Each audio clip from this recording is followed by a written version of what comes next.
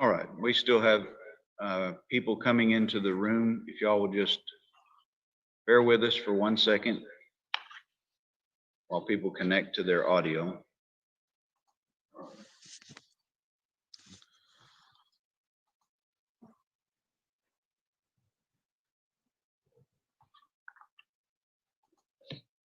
Good morning. Today is Monday, October the 5th of 2020. My name is David Hall. I'm the chairman of the State Commission on Judicial Conduct. I am a county court at law judge from Sweetwater, Nolan County, Texas, and I'm also the chair of the State Commission on Judicial Conduct.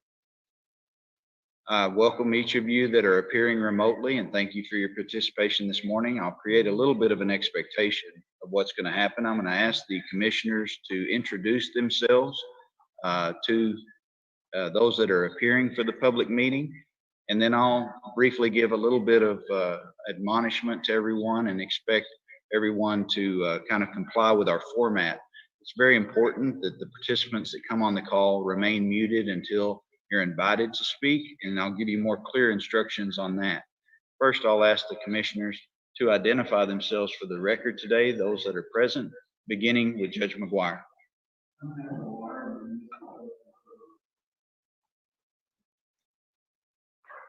Eric McGill, public member, Georgetown.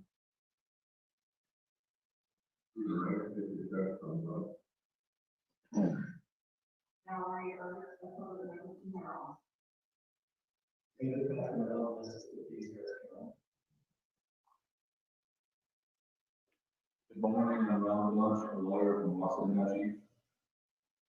Good morning, Steve Drucker, public member of Sugar. Good morning, I'm Janice Holt, public member from Silsbee, Texas. Good morning, Fred Tate, public member from Colleyville.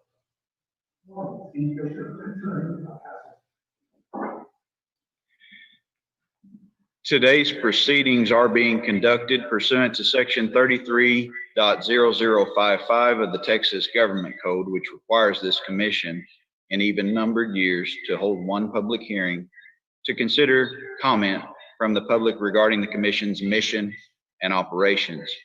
To that end, we are here today to accept public comment from those of you that have completed and submitted the witness affirmation form included with the commission's notice of this meeting. These matters will pertain to the commission's mission and operations. In accordance with the relevant executive orders of Governor Greg Abbott, emergency orders from the Texas Supreme Court, and the guidance from the Office of Court Administration regarding the COVID-19 pandemic, and in compliance with the recommendations of the CDC, and in order to best protect the health and safety of those wishing to speak at this public hearing, the hearing is being conducted remotely via Zoom. We are conforming to the social distancing requirements and the restrictions that have been put in place by those mandates, and in a ballroom that allows us to have the space in order to comport and comply with those ourselves.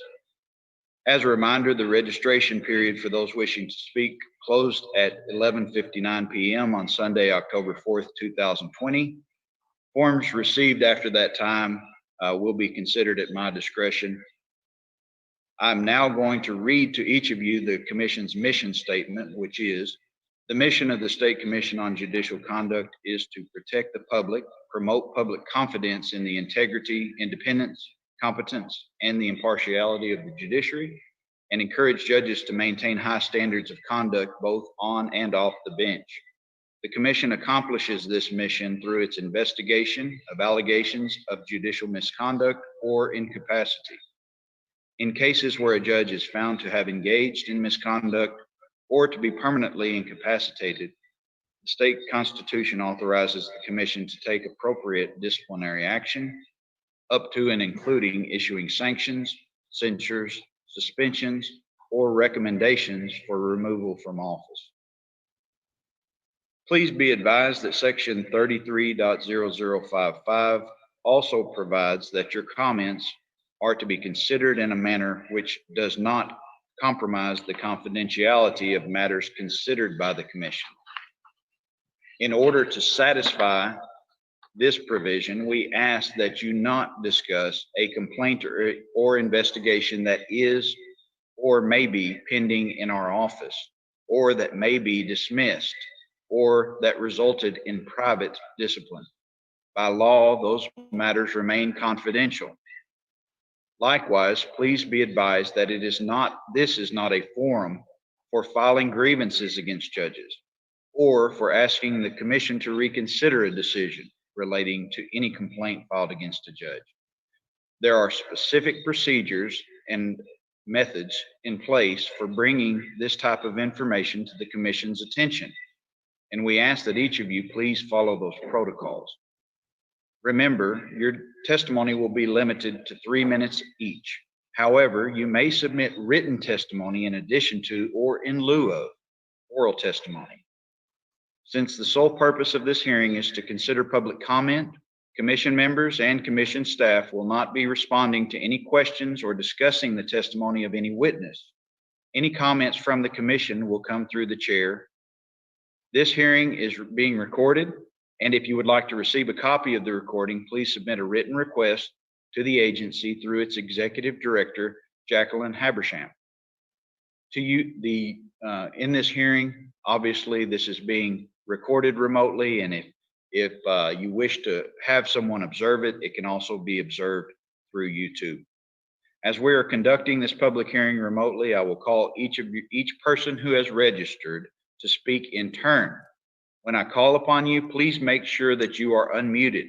It may be that you have to control your device yourself to unmute yourself.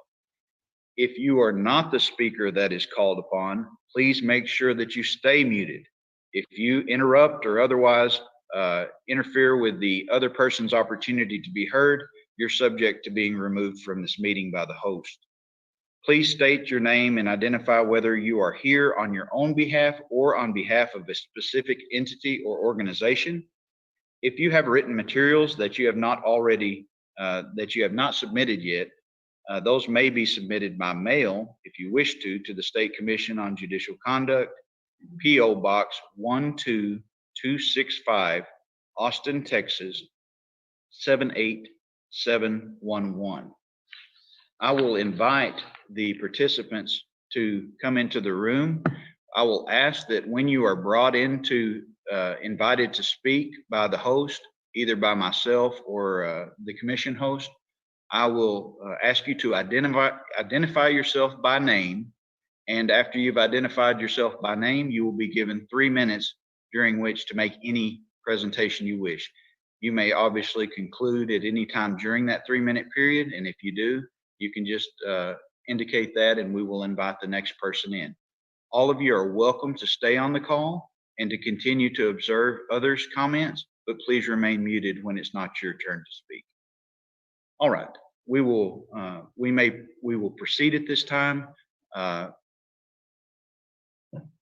At this time, let me invite, I'm going to find the updated list here so that I can invite. Mr. Bennett, do you have,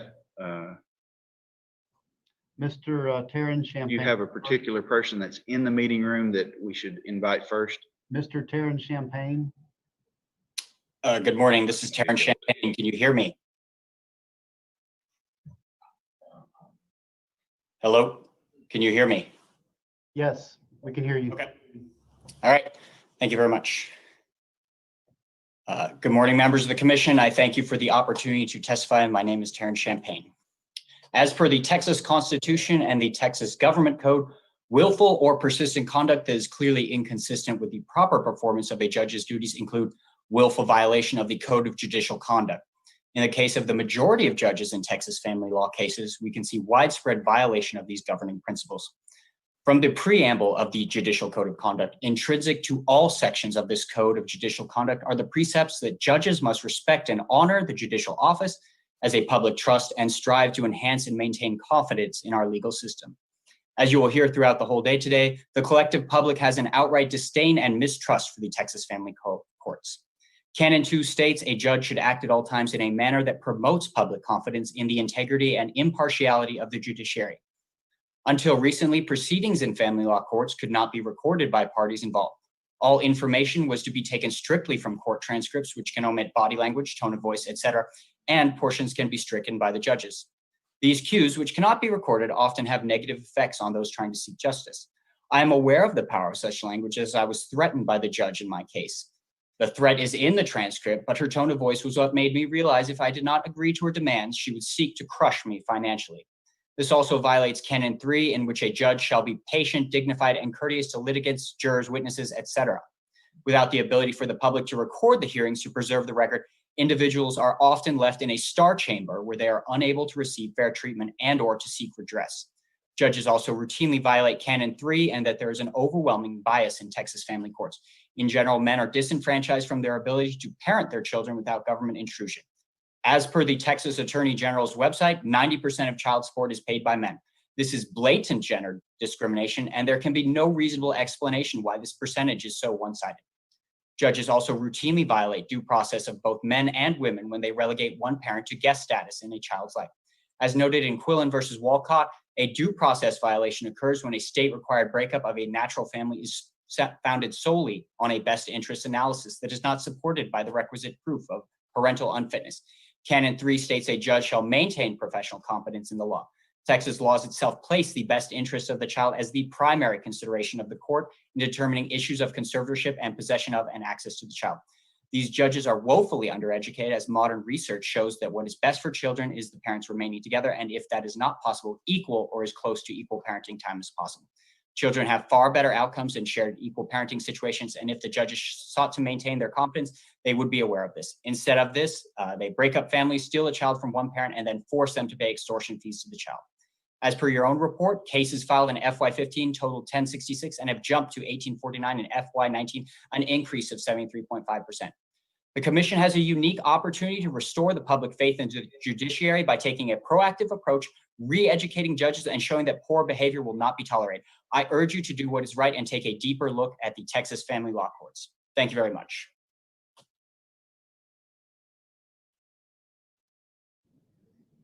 Thank you, Mr. Champagne, for your comments. Sir, again, you're welcome to stay in the room. Mr. Bennett, who is next? Stephanie Fox. Ms. Fox.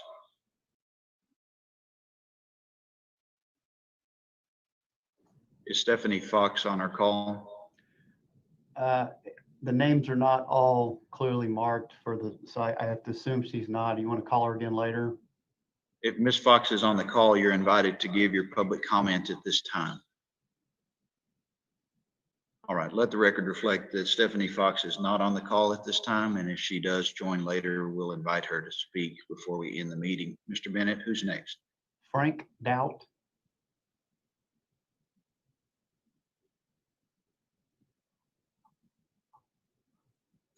Is it Dowell?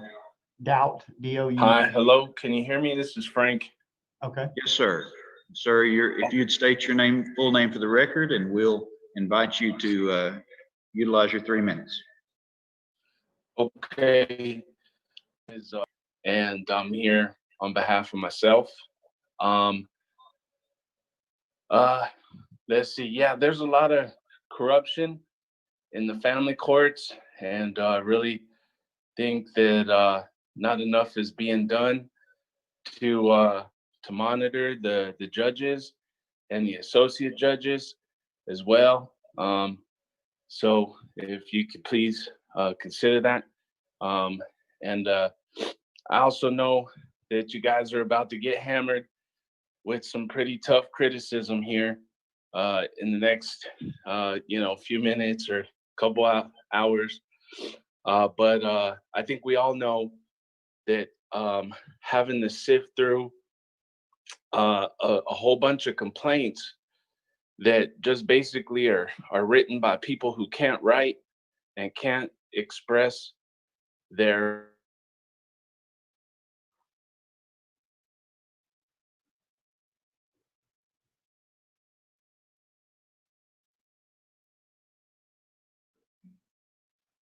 Mr. Dowd, I think we lost your audio connection there for a second. I think you were saying who can't express their.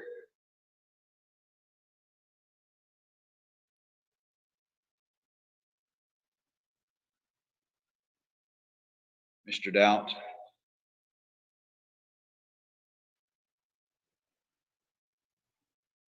Let's give Mr. Doubt just a second to reestablish his audio.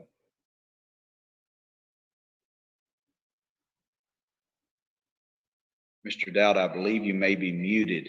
You may need to look at your device to see if you're muted. Hi, can you hear me? Yes, sir. Please Okay. continue. Sorry about that. So, yes, like I was saying, I think a lot of the complaints need to be reviewed, and I did see that Dad Equal Custody mentioned on their Facebook page that there's an organization that will help people write their complaints so that you guys will be able to understand what they're saying. So I don't know if that helps. Hopefully, we can get people can start writing better complaints, because I think that's a big issue. Okay, thank you. Thank you, Mr. Doubt, for your comments. Who's next, Mr. Bennett? Azime Zahir, and I have not seen him in the room yet.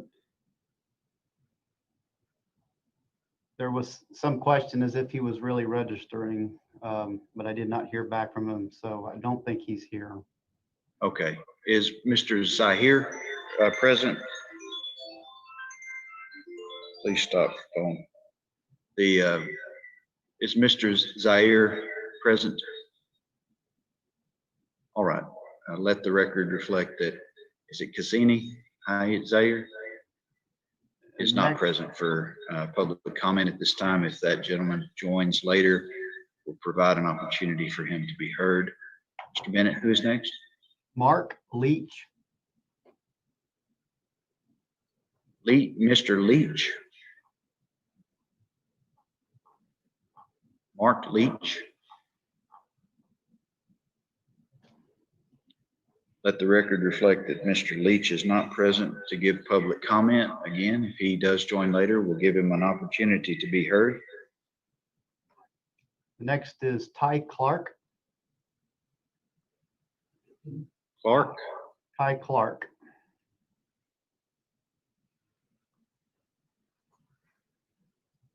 is Mr. or Ms. Clark present?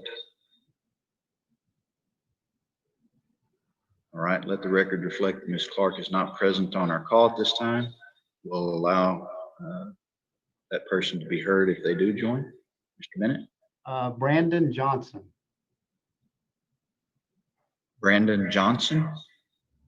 He is here. Mr. Johnson? Sir, if you'll unmute your microphone, you can be heard.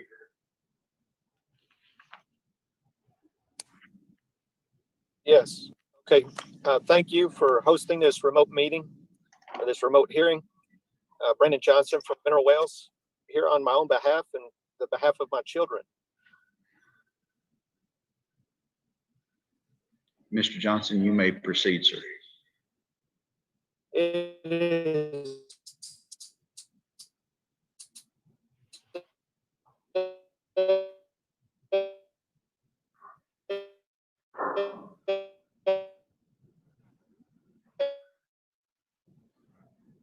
the government high. Can you hear me? Are you able to hear Mr. me? Johnson, I think you're having some audio connections on your end, some troubles with the connection. You're muted at this time. If you would unmute yourself and try again to begin with your comments.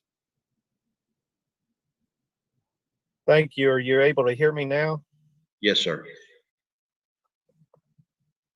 All right. Thank you. I'm here on my own behalf and that of my children.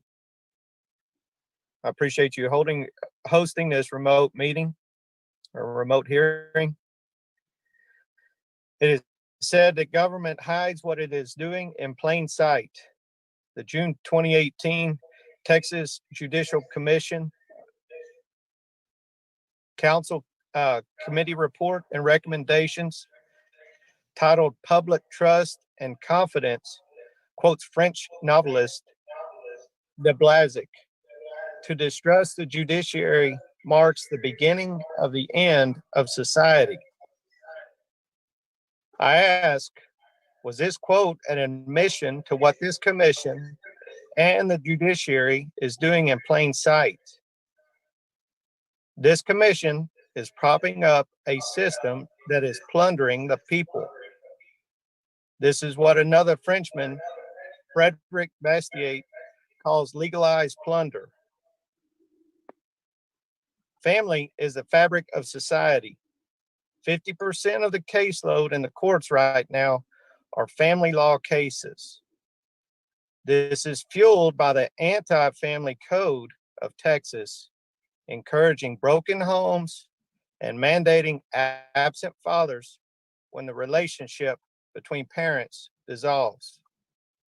When you combine legalized plunder of the judiciary and the destruction of the families, the legal society and this commission are responsible for the destruction we see in our society today. You men and women have the responsibility, just like all of us common folks, to do the right thing without being mandated to do so. Please keep this in mind when you're carrying out the mission Judge Hall expressed when opening public comment. Right now, trust in the judiciary is at an all-time low because you do not police your own. Please take this criticism constructively to restore trust in the judiciary. Thank you. Thank you, Mr. Johnson, for your comments. Mr. Bennett? Miss Reedy Chikukur, I'm sorry, I don't know how to pronounce that. That's all right. Nobody gets my name right. Can you all hear me clearly? Good morning, ma'am.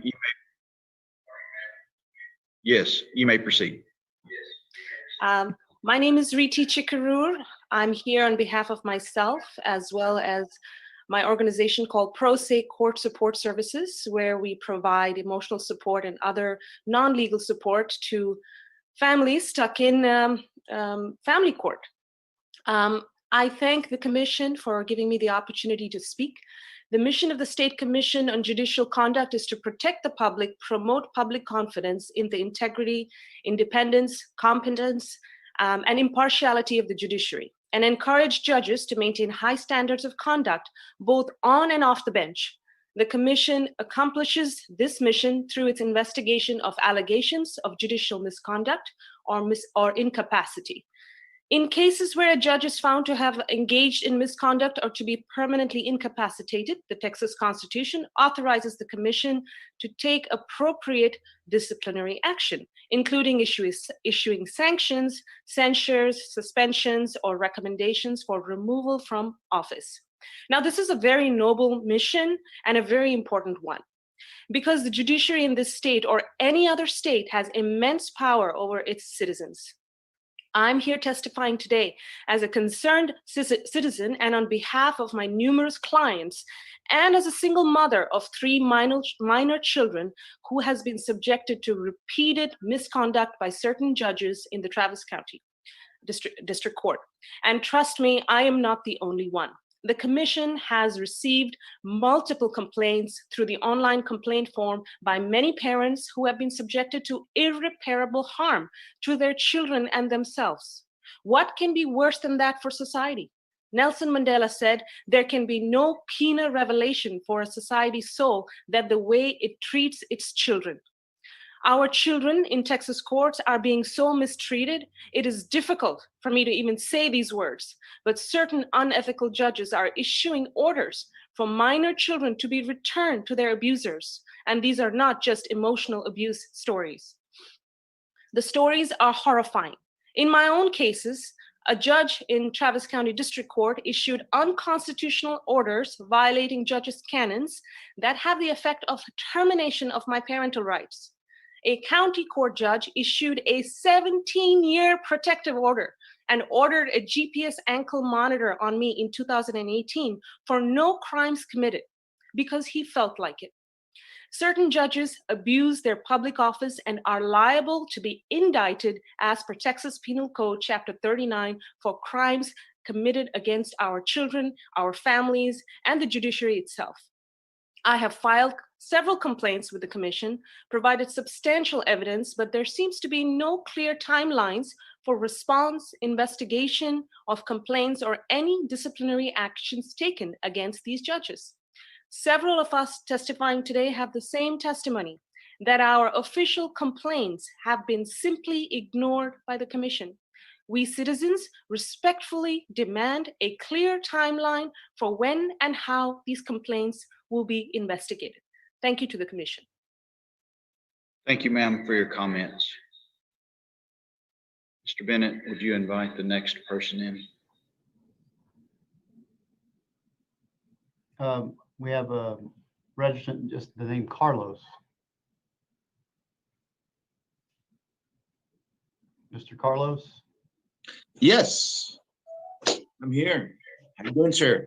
Sir, good morning. Would you please state your name, your full name for the record? And, My name and you may Oh. give your public comment. Absolutely. And I'm sorry, your first name, sir. The gentleman with the tie, blue tie. My name is David Hall. I'm a county court at law judge from Sweetwater, Nolan County, Texas. Thank you, sir. I appreciate it. I appreciate it, Mr. David. So I just want to talk to you man to man, David. That's all I'm here to do, is talk to you man to man. I had my kids stolen from me here in Ector County. And what this entire system now kind of relates Sir, to. would you tell me your full name, please, for the record? I just go by Carlos. I just go by the man Carlos. That's what my friends call me Charlie. So I'll just go by Carlos. You may continue. Go ahead, sir. Thank you. I appreciate it. So now, I'm just talking to you man to man, Dave. Because I literally was my kids were taken from me because I know this court system is basically corrupt, and it's just not here in Ector County. I think it's pretty much rampant, and I know it's because there's no oversight on these judges. They pretty much do whatever it is that they want to do, and we know that it's almost a profit off the kids' backs. So we know that. For me, I think this is all rhetoric. I think that nothing's going to be done until judges start being held accountable. And I think going towards this matter, you will find reprieve in the justice system. I do not have faith in the criminal justice system and the family court system at all. They strip kids away from their loving parents. I was stripped away from my kids.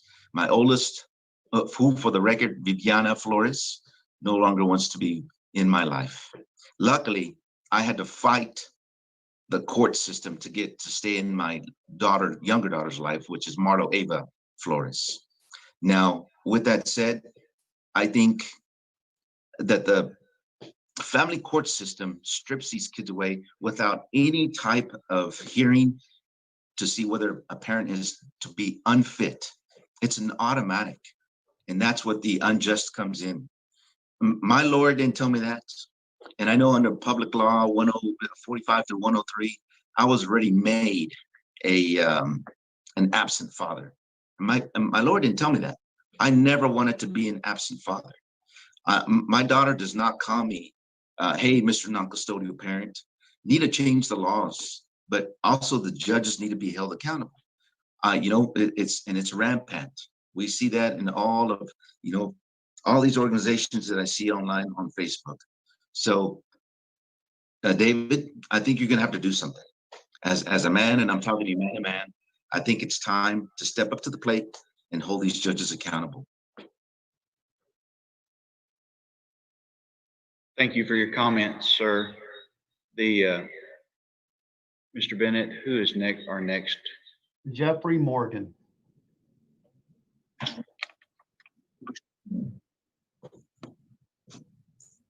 Morgan? Did you say Morgan? Yeah, Jeffrey Morgan. He's muted. Thank you very much. I'm sorry. I didn't realize I was not unmuted. Is it possible for me to switch places with Hunter Cole Youngblood? I know he has to leave it by 10, and I'd be very glad to swap places with him. Yes, that's fine. Who is the other person, Mr. Bennett? Hunter Cole Youngblood. Just a second. Is he Hun- registered? Hunter Cole Youngblood is registered. Okay. Mr. Youngblood?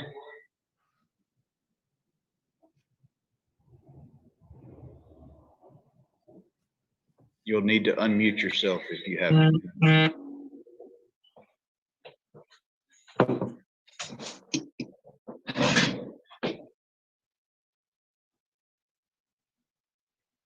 Mr. Youngblood? I think he's having audio difficulties.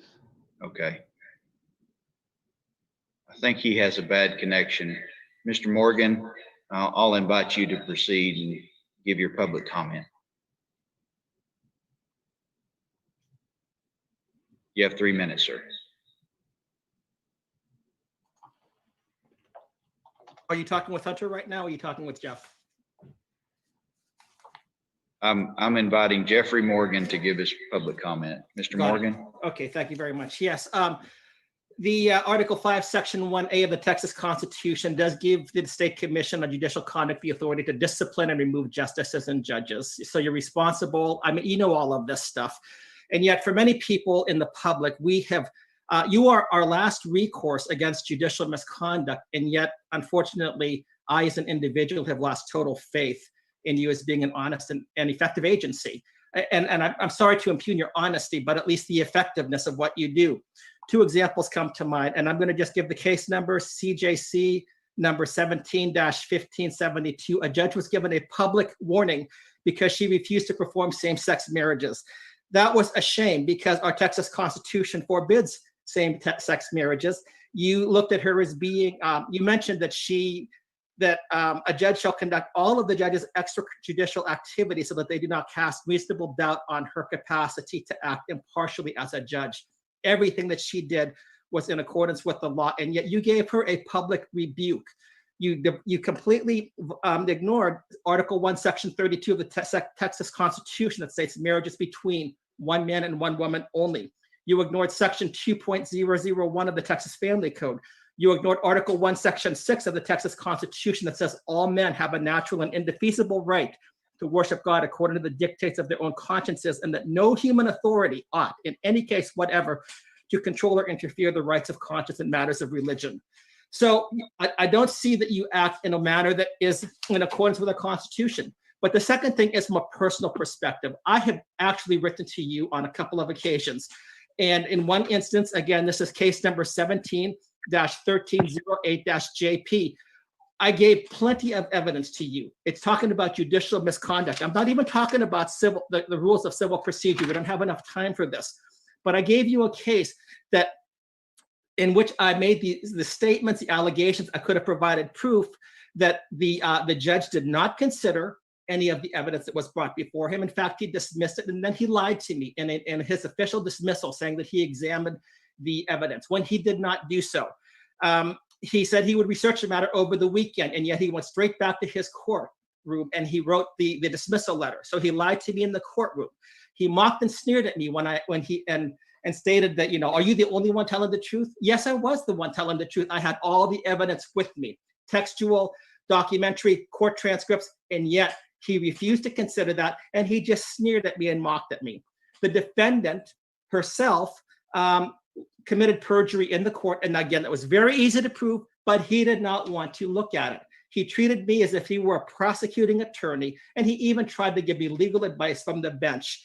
At the end of his— Mr. Morgan, yes, that's 3 minutes. I would just invite you to briefly make a closing statement. Sure. All I'm just saying is that I have seen, because of these things, I have gone to courts repeatedly and I've started court watching, and these abuses are egregious, and yet we don't find anybody to protect us.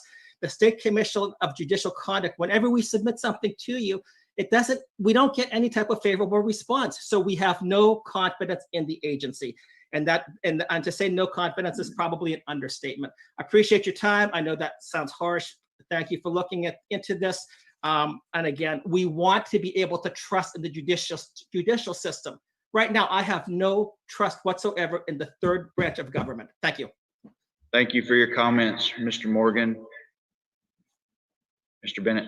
Joshua Jaros, Jaros. Caros. Yes. Hold on just a second. Can you hear me okay? Yes, sir, we can hear you. You may All right. proceed. Give me just a second here. I was right in the middle of. All right.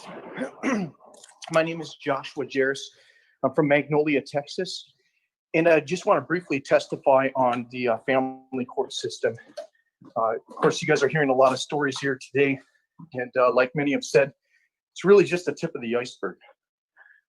The Office of Court Administration said that since the Texas Family Code in its current form was passed, that modifications are up over 400%.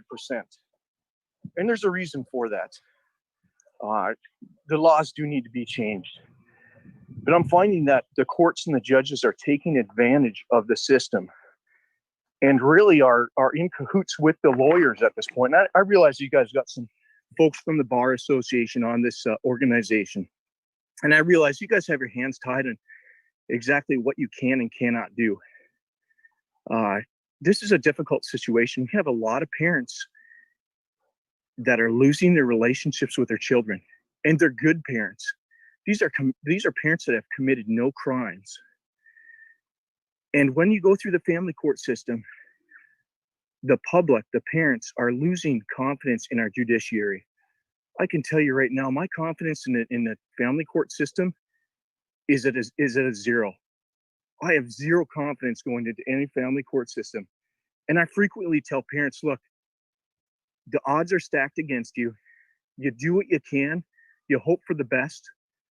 But there is no recourse once you go through the family court system. And a lot of people say, well, you can always appeal. Well, there's a problem with that. The standard for an appeal has to be on such a level that is so egregious. And what's being done in the family courts, it has the appearance of legality. It looks like the judges are doing the right thing, but they're not. You know, it's hard to prove that in a court of appeals. And if you go to the Supreme Court, well, your chances of getting a case heard are pretty much null.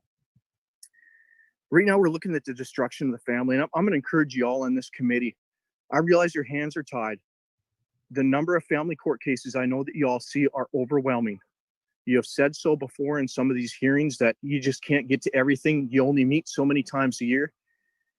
You guys are getting overwhelmed with family court cases.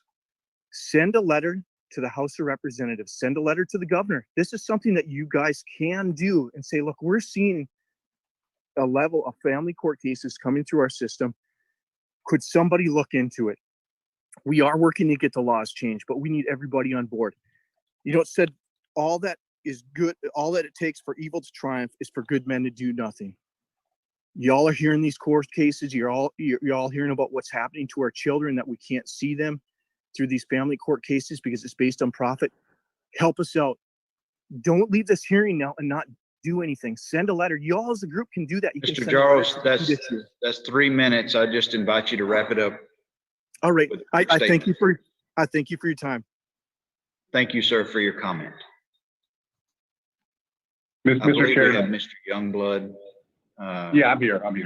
Okay, thank you, Mr. Youngblood. Sir, if you'd state your name for the record, and then you may proceed. Yeah, my name is Hunter Cole Youngblood, and I am here as far as the family court, just like you had mentioned. I just want to say that I spent over $230,000 just to try to get halftime with my children. I did file a complaint with the judiciary. The lawyers that were against me and the amicus were the biggest contributors to this judge's campaign. He has since been kicked out of, he has lied to the community and since been run out of judge, but now he sits as a visiting judge. So what I see is that the judiciary, you're getting a lot of complaints to these judges, and they just move on to other roles, whether they're a visiting judge or whether they sit in and they're able to make decisions for families and able to abuse this misconduct. I currently have a friend in Parker County right now, hasn't seen his kid in over a year. We file complaints against the judges. They have sent this kid to boarding school, and even he wants to live with his dad. He has been very consistent saying that he wants to live with his dad. These judges need to be called out and they need to be held accountable, sir. What they're doing, they're bankrupting families in the name of the child's best interest. It is unconstitutional. And it is absurd that we have to spend our life savings just to be a part of our children's life. We need cameras in the courtroom to help with these, really, our competence in the judiciary is at an all-time low. Thank you, sir. Thank you for your comment, Mr. Youngblood. I think that we now have Ty Clark that has joined the meeting, who I had called earlier. I'd invite Mr. Clark again to give his public comment.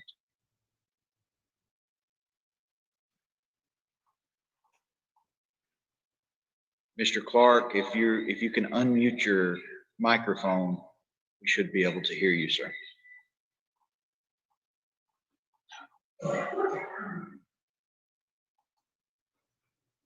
Mr. Clark, do you wish to give public comment?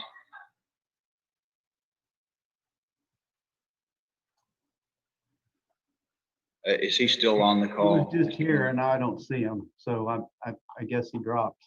I guess Mr. Clark has left the meeting. Okay. Let's call our next one. Lorena Mirafuentes. Is De Fuentes? Muted.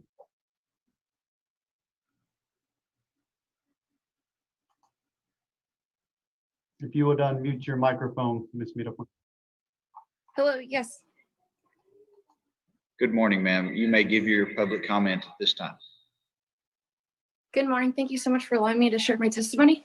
My name is Lorena Mirafuentes, and I'm speaking on behalf of myself, my children, and an organization called Texas Side's Voice for the Innocents. And the many families that are contacting me on a daily basis. I would like to draw to your attention that children are often misdiagnosed with child abuse, and judges within the family and court system, criminal court system, are signing off on the wrongful removal of children, and it's completely devastating children and families. Sorry, I'm out of breath. I just ran upstairs. And what happened in my case was my child was misdiagnosed. The judge signed off on the emergency removal of my 2 children, and it greatly traumatized my kids and my family.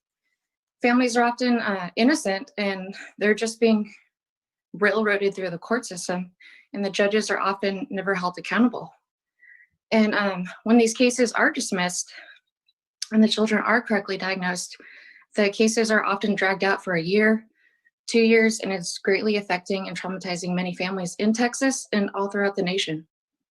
My story went nationwide in January to raise awareness about the misdiagnosis of child abuse and how it's greatly affecting children and families in Texas and nationwide. I spoke at a legislative hearing in November, and I shared my testimony, and the state representative, Chairman James Frank, is also looking into this issue. And I ask you to please take all these concerns very seriously. And judges are often not held accountable for the wrongful removal of children.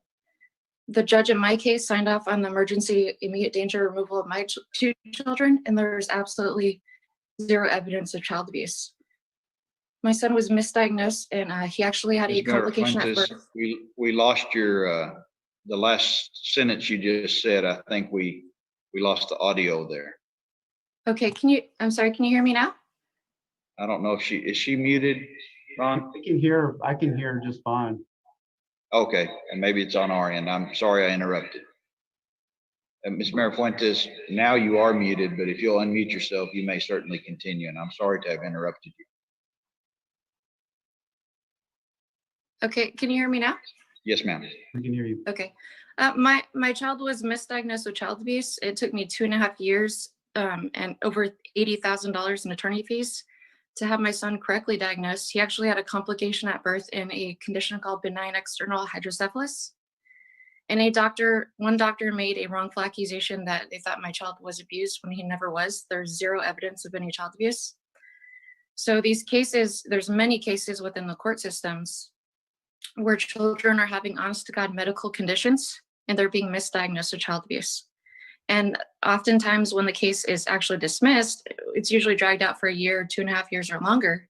But when the case is dismissed and the children are actually correctly diagnosed, there's no there's no accountability on the judge's side for signing off on these wrongful removal of children. My oldest son lost 20 pounds within 6 weeks because he was wrongfully removed from me and placed in the foster care system. And it greatly traumatized my whole family and the many families that are going through this. Ms. Fuentes, that's about 3 minutes. I just invite you to briefly wrap up. Okay. Thank you so much for allowing us to share our testimonies today, and ask you to please look into, all these complaints and the misdiagnosis of children who are being misdiagnosed with child abuse but have medical conditions. Thank you for so your much comments. for allowing us today. Thank you. Jason Bradley Lamb. Mr. Lamb, I believe he's on. Jason Bradley Lamb. Is Mr. Lamb on the call? Yes, yes, I am. Okay. And Good morning, sir. You may introduce yourself and give your comment. my name is Jason Bradley Lamb. I go by Brad Lamb. I've got a court case here in Tarrant County that's been going on for 5 years. My kids are 6 and 4, almost 6. My oldest one is almost 6, youngest one is 4. They've been going through terrible abuse this entire 5 years. It's very well documented. Got sexual assault nurses, cops, supervisors, you name it. My son has told just about everybody what's happened to him. And Judge Wells here in Tarrant County Family Law has covered this up for 5 years. She's used her amicus attorney to dismiss all testimony from all these professionals and goes with what the amicus attorney deems to be valuable and what's not valuable. So this amicus attorney that's been on the case for 5 years never comes to the house, never comes, checks on the children. She never does anything at all, but yet she dismisses all this testimony from everyone else, and the judge continues to go with what she finds valuable. I have been placed on supervised visits with no allegations, no accusations against me whatsoever. I've been on supervised visits for over a year where my kids continue to make outcries. The very first supervised visit, this is a supervisor that the judge appointed. The very first supervised visit, my son asked, please don't make me go back. My mother still hits me in my face, to the supervisor. She calls, makes a CPS complaint. The very next morning, my daughter shows up with a busted lip saying her mother did it. She calls and makes another CPS report on that, finding out that both cases are already closed.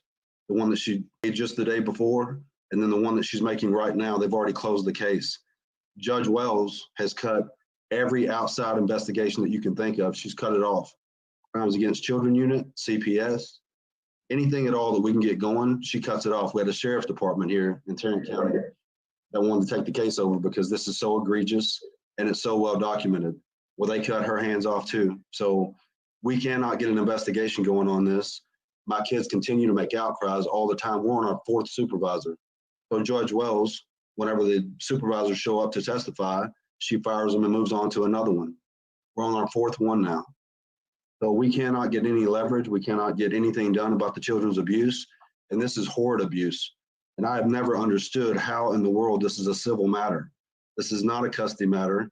It's not a civil matter. This is a criminal matter. And it should have a criminal investigation behind it. And instead, Judge Wells keeps this in a civil courtroom where no one else can see it and no one else can look into it.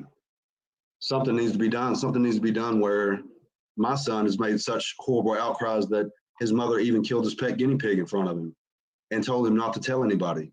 This is to an outcry to a sexual assault nurse that she's done this to him. And Judge Wells continues to cover this up. And I'm sure Mr. Lamb, that's about 3 minutes. If you could just briefly wrap up. Okay, I do not understand how these kind of cases are held inside of a civil courtroom. I don't understand. If you make false allegations, there should be charges against you. And if there is abuse going on, there should be charges against the abuser, as well as the judges should be held accountable. At this point, 5 years of this, she's as responsible as child abuse as what the abuser is. Thank you, Mr. Lamb, for your comment, sir. Thank you. Ken Cunningham. Mr. Cunningham. Good morning. Good morning, sir. You may give your comment at this time. My name is Kenneth William Cunningham, and I'm speaking on my own behalf as well as my children, as well as scores of other parents here in Taylor County, your neighboring county, Judge. Thank you for hearing my testimony. I'm going to be a little more specific than some of these others. I don't mind because the word needs to get out. Texas family courts need reform. Judges need accountability. Right now, there's no accountability, and I want to quickly give you my testimony. Because of my ex-wife's false testimony and false accusations in court, I get to see my two little girls for 8 hours each month, supervised, plus one 30-minute school lunch, unsupervised, which I drive 400 miles round trip, or at least I did every week before COVID hit anyway. And I have permanent custody of our son, whom she and her family abandoned to me. He was our foster son together for 5 years. We got him at 8 months old, and when she took the biological children, she left him with me. Between child support, cost for supervised visits, and travel, I pay about $2,000 a month. I can't afford a modification. And if you go pro se, the judges hold it against you that you're pro se. I've seen it with other people. And all this happened because a judge chose to believe a perjurious woman without a shred of evidence.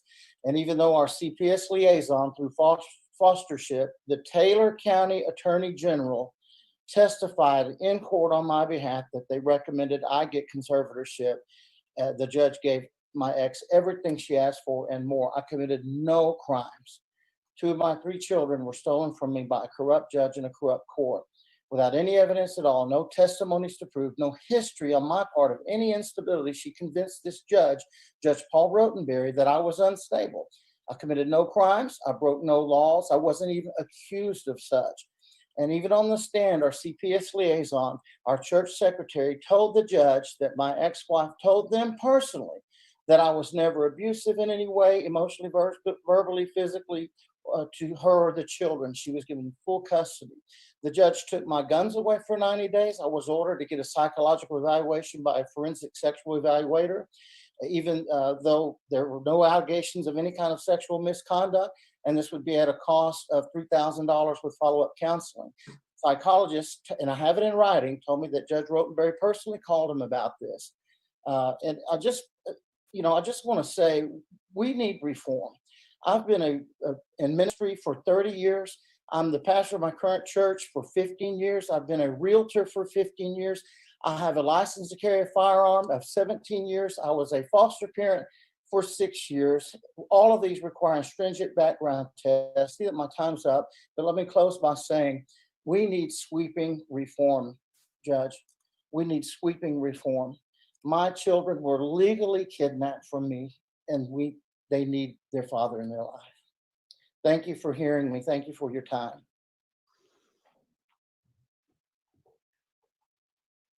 Caleb Leverett.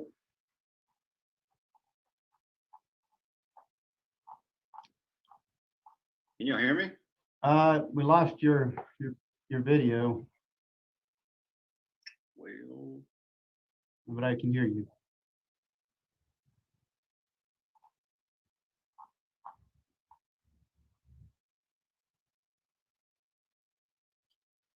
can y'all hear? I'm okay if you can't see me, but do you hear me? Mr. Leverett, if you could hold on, it looks like we lost the commission. If you could hold on one moment, I want to make sure they hear what you have to say. Sure.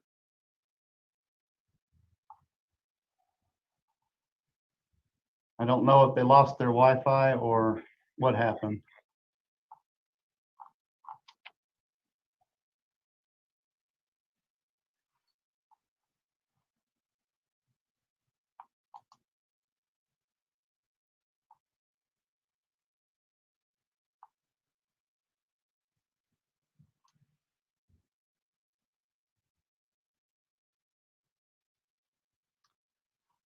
Mr. Cunningham, are you still there?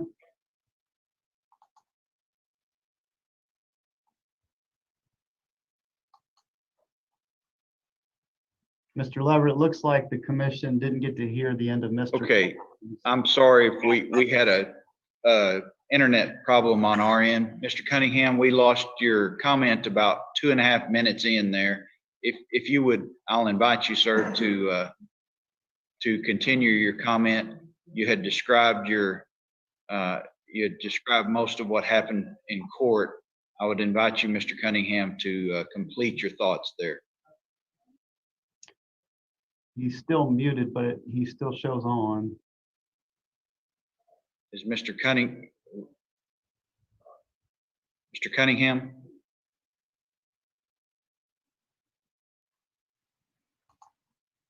Do you want to circle back to him? It looks like he's still connected, but he may have stepped away. Mr. Leverett's ready to go. Did Mr. Cunningham want to make any closing statement to us? Well, we didn't know you weren't on, so he finished, and I think he may have stepped away from his computer. We could Okay, try well, to- we heard almost 3 minutes of his comments, but I just shy of that before we cut off. I'll give him a chance if he would. I don't know where we left off. It was after you had, it was almost 3 minutes in, you had completed your description of your experience in court, and you were talking about the limitations and the costs. We had heard all of that, Mr. Cunningham. Okay, well, I was finishing by saying I've served in ministry for 30 years. I've been the pastor at my current church for 15, a realtor for 15, a license to carry my firearm for 17 years, all of which require stringent background checks, yet my children were legally kidnapped from me. And I appreciate your time. Thank you for listening to us. Thank you, Mr. Cunningham, and I do apologize, sir, for our connection problem there for a moment. We thank you for your public comment. Thank you. Mr. Caleb Bennett, Leverett, Judge, next. would you say that again? Caleb Leverett. Caleb Leverett? Yes, sir. Yes, I'm here. Can you hear me now? Yes, sir, we can hear you. If you would just introduce yourself and you may give your comment. Hi, my name is Caleb Leverett, and I'm a parent in Texas. I've been involved in the family court system since I got divorced in 2007. It'd be impossible to summarize everything in a mere 3 minutes, but in 2017, after being thrown in jail by Judge Whalen, or having my son ripped away from me by Judge Whalen, and then thrown in jail by Judge Rex for 60 days for civil contempt of civil court, I was literally convicted of being a good dad. Fast forward another 4 years to 2017, I was awarded primary custody of my younger, then 14-year-old son, Blaine. Judge Sarah Kate Billingsley of the 446th District Court there in Ector County, Texas, took the time to actually listen to all four of my children, which was something that was completely unheard of. Once I found out that I was being sued yet again in 2017, I just figured, well, here I go. I guess I'm going back to jail again. I knew nothing about Judge Billingsley. I just assumed that I was going to lose either time or money or my liberties, because that's the only experience I had at the time. Quite the opposite was true. Before 2013, her position didn't even exist, and her position was created, from what best I understand, by Governor Abbott, and she was appointed by Governor Abbott. And every hearing, every person that has to go back through court, she assigns, maybe this is her deal, maybe this is the Texas thing, I really don't know, for all parents to go to some kind of divorce parenting class. And I enjoyed it. I liked it. I was really surprised that they included parental alienation in the course. I thought that was outstanding. And I know y'all probably get a lot of negative feedback, but I'm gonna get some positive feedback. The way Judge Billingsley makes everybody go to these parenting classes that talks about parental alienation, I would think it'd be just the greatest thing ever if every sitting judge in Texas would go through Judge Billingsley's class and watch her own Zoom meetings, where she conducts, and I believe that she's by far the most fair judge I could ever imagine. That being said, I was awarded primary custody in 2017 in August, no, July 21st. She ordered us to go to mediation in October. We did. We agreed that I no longer owed back child support. I no longer owed current child support. She signed it, sent it to the office of the Attorney General. Ken Paxton, as many of you know, is under a lot of fire suddenly. I've been screaming hashtag Paxton for prison for about 3 years now. that coming December 2017, Paxton's office seized my bank account, and my new son that I just brought back in my house, we almost became homeless for Christmas.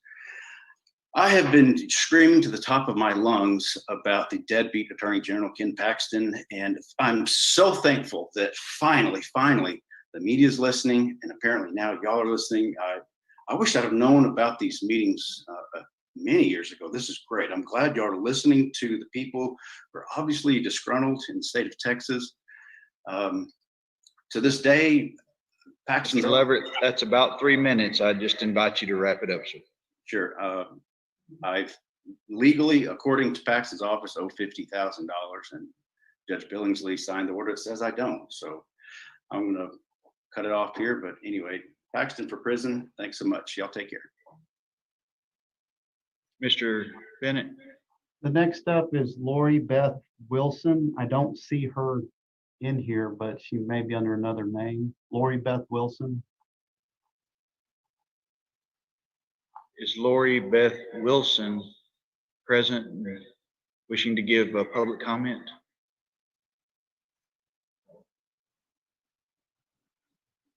All right, let's let the record reflect that Lori Beth Wilson is not present for our meeting, but if she does join, we'll give her an opportunity to be heard. The next up is Carol King. I believe she's here. Ma'am, if you'll unmute your microphone, we should be able to hear you. I think it's unmuted. I'm here. Oh, can you speak up, Miss King? We can barely hear you. Okay, certainly. Is that better? Can you hear her, Judge? We can hear her faintly. I think it's I think it should be okay. Ms. King, you may, if you'll just state your name and you may give your testimony. All right, my name is Carol King. I'm here representing myself as a native Texan and someone who's very concerned with my experiences, family experiences in the court system over the last 5 years. My comments are the only similarity among the words judicial, justice, and judge is that they start with JU.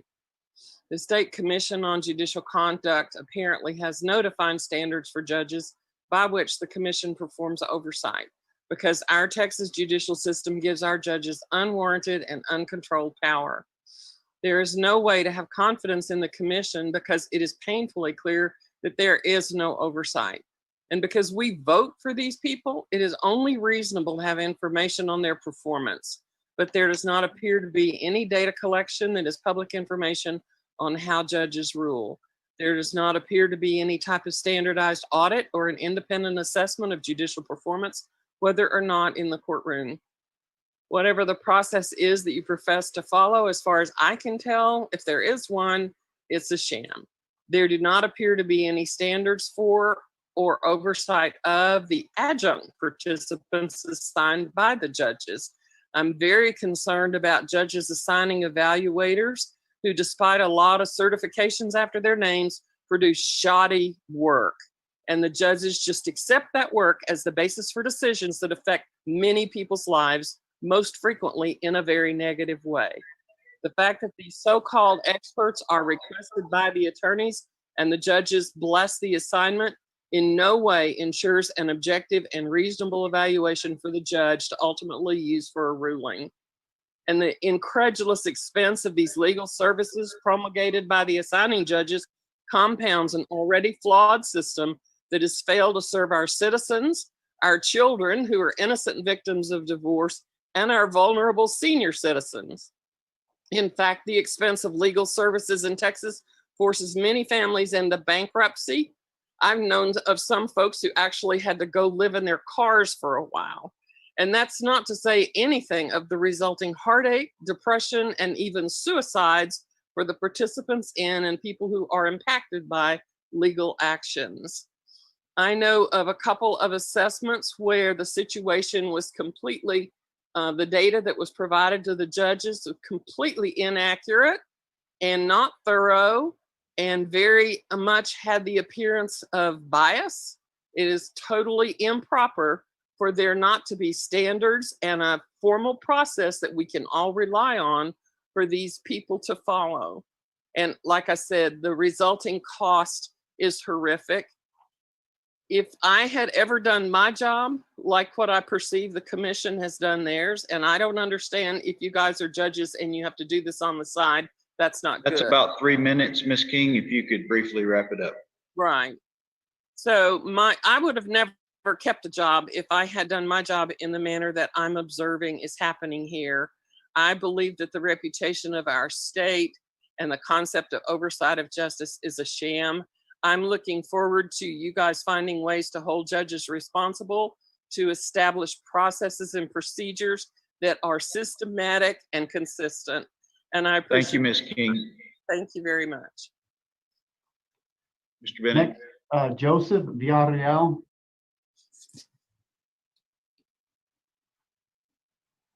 Hello. Mr. Villarreal, you are, if you would introduce yourself, please, and you may give your public comment. Yes, sir. My name is Joseph Villarreal. Can you hear me okay? Yes, sir. Okay. I represent myself and my son down here in Tarrant County. And I guess I'm really trying to see what's going on in Texas family courts. I think there's a lot of family members that are on this hearing to show and speak about the injustices that we're facing. I could go on personally myself with what's going on with my hearing in the 360th Court District. I mean, it's blatantly in front of our faces. It's in front of y'all's faces what they're doing. The 360th Court District isn't even streaming their YouTube hearings. I've submitted a complaint to the Office of Court Administrations to notify them of what's going on, and there's no feedback. There's clear bias with the legal representation from the lawyers that are within the system, and a lot of times judgments are made before you even have a court hearing. I haven't been able to see my son in 2 months. I got dragged into this when me and my co-parent signed off on a court hearing less than 2 years ago. I've been fortunate enough to be on expanded visitation, and for some reason things supposedly have changed, and I'm having to be drug into the court system again, deprived of my time with my son, and there's no due process. So I'm at a loss for words. I don't have any faith in the judicial system. I don't have any faith in the lawyers that they say they represent our families and what we cherish the most, which are our children. I appreciate y'all's time for letting us speak. I'm hoping that we can see change and justice. There's a bunch of high profile cases going on in Tarrant County right now, and I mean, we can only hope cumulatively that it makes an impact. That's pretty much all I have to say. Thank you, Mr. Villarreal, for your comments, sir. Thank you for your time. Yes, sir. John Christopher Clay. Or Chris Clay. You say Lang? Possibly. Clay, C-L-A-Y. Oh, Clay.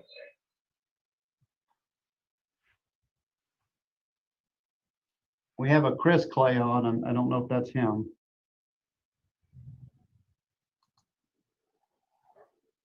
Mr. or Ms. Clay, if you can unmute your microphone, I don't know if that's the same person that's registered.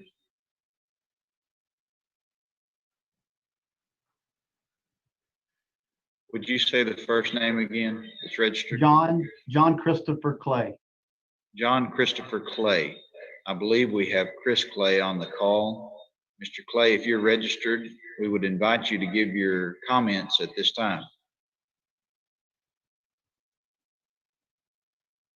You'll need to unmute your microphone so that you can come forward though, and that should be available on the corner of your device. I think they've stepped away from their computer. Let the record reflect that Mr. Clay is not present for purposes of the meeting, and we'll invite him to give his comments if he does join again. Next up is Alan, and the last name is E-O-F-F. Eoff? Alan Eal? Yes, I'm here. Okay. Sir, if you would introduce yourself, you may give your comments at this time. Okay. My name is Alan Oaf.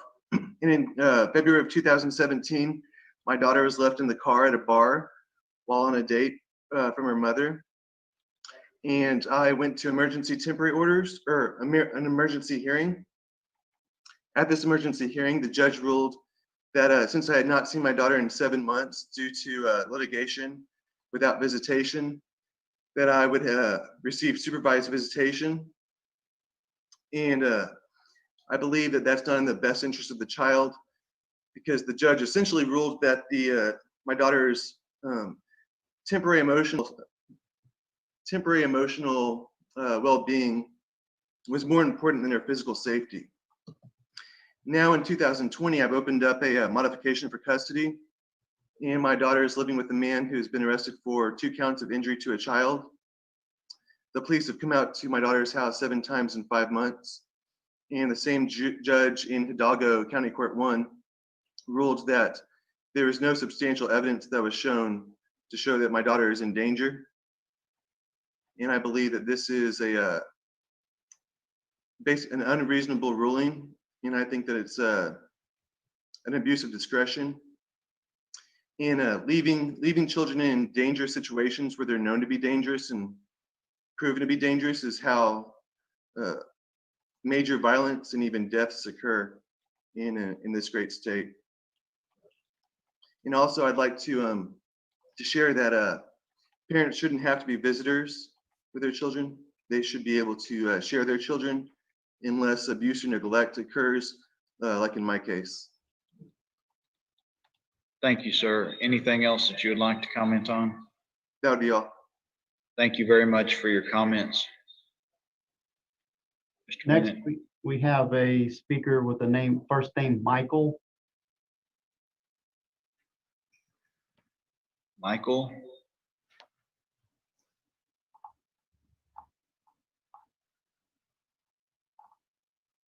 I don't see that he's on the connection now. I thought I saw him earlier. Is there a speaker named Michael that has registered without a last name? All right, let the record reflect that the registered speaker, Michael, is not present for our hearing. Who's next? Sarah Pike. Sarah Pike? Hello. Can you hear me okay? Yes, ma'am, we can hear you. If you would briefly introduce yourself, and then you may give your comments at this time. Okay, my name is Sarah Pike. I actually live in Virginia. My children and I were Virginia citizens, and Tarrant County, Texas, under Judge Bennett, 360th Court, kidnapped my children right out of Virginia. My ex-husband lives in Texas and filed a case. I went in for jurisdiction trial, didn't think it would be a big deal because Virginia is their legal home state and has been for years. And the judge attacked me. She said that I didn't know how to co-parent, that, even though my ex-husband didn't have any evidence against me whatsoever, she said it didn't matter. And then in addition, when they did take my children, they held me under unlawful arrest.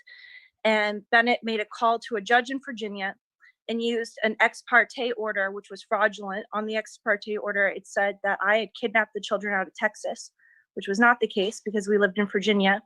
And on facts, findings, and conclusions of law, Bennett went so far as to lie on the document, on the court documents, and say that the children lived in Texas 6 months prior to proceedings. And now I have not seen my children in 10 months. And there is another case under Judge Wells that I have never been served, that I only found out because I got my records.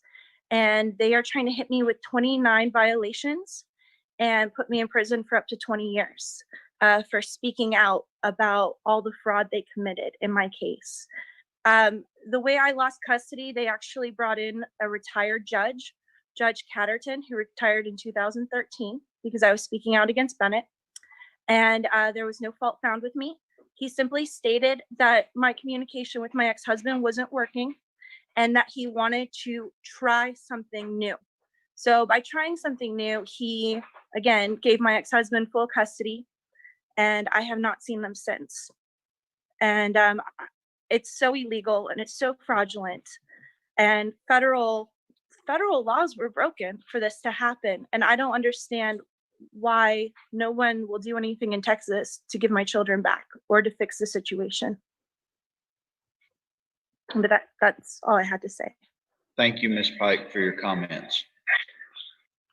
Judge, Mr. Clay is available now and is ready. Ty Clay, is it Ty? No, it's Chris. Chris Clay. Mr. Clay?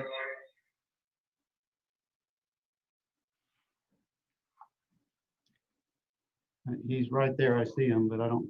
Mr. Mr. Clay, you may have to unmute your microphone so that we can hear you.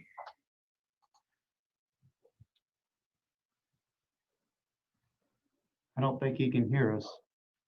I assume that Mr. Clay is having some difficulties with his connection. We'll give him just a second. Mr. Ty Clark appears to be back on, Judge. Is Mr. Clark on the call? Ty Clark. Ty Clark? Mr. Clark, Yes, sir. we're Can you guys- again can you inviting guys you hear to me? give comments. Can you guys hear me? Yes, sir. Hey, so my name is Ty Clark. I'm out of Tarrant County, case number 324-659-873-19. I had my son stolen from me on January 29th of 2020 and was put on supervised visitations in Mr. Hennigan's court for there was no testimony, there was no evidence presented. Just the judge's ruling for a continuance, he thought it was in the best interest to remove me with the relationship of my child. And before that, in Polos's court, the associate judge blatantly came out and said that I have no constitutional rights to my child. And of course, there's no record in the associate judge's court. There's no recording. There's no evidence. There's no oversight into these family courts. And yet they continue to steal children day in and day out with no evidence presented to them. So I don't understand how there's all of these parents on here being oppressed from their children and having these children taken from them with no presenting evidence.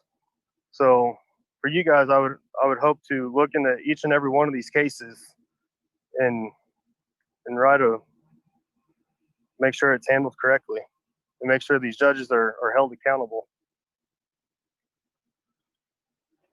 Thank I you, Mr. appreciate your Clark. guys' time.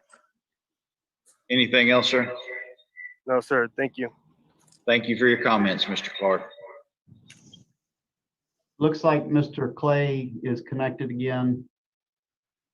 We're texting through the app here. Mr. Clay, can you hear us? Yes, I can. Can you hear me? Yes, sir. Yes, sir, we can hear you. Mr. Clay, if you would like to introduce yourself, you may give your comments at this time. Yeah. Good morning, Judge Hall, and to the commission. My name is Christopher John Clay. I am here for myself, for other Texas parents, and ultimately for our children. I will speak directly regarding my case. It's been ongoing for 2 years. It's still ongoing. It's based out of the 16th Judicial Court in Denton County with Judge Sherry Shipman. The case number is 16-07061-16. In this case, Judge Shipman on 2 occasions violated my due process rights. The 2 decisions that she had made basically were overturned on appeals, and the final one was overturned by the Texas Supreme Court on a 9-0 basis.